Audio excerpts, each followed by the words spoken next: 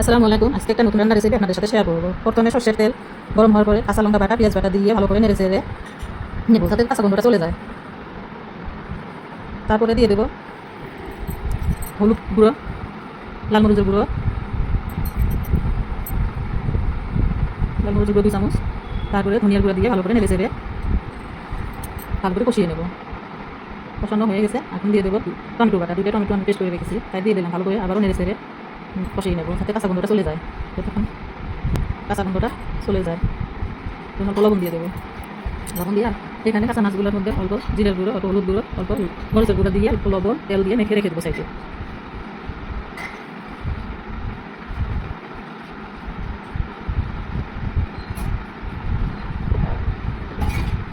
মশলা কষানো হয়ে গেছে, এখন কেটে রাখা আলুগুলো দিয়ে ভালো করে নাড়াচাড়া করে কষিয়ে নেবো। আদা সিদ্ধ করা পর্যন্ত অপেক্ষা করবো।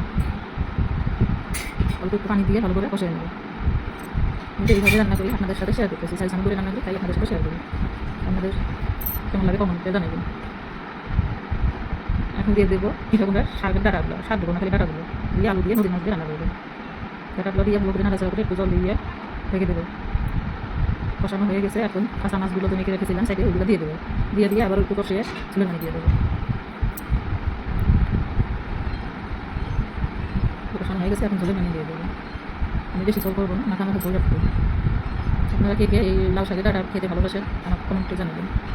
মিষ্টি কুমড়ার শাকের ডাটা ভালো করে নেড়াচাড়া করে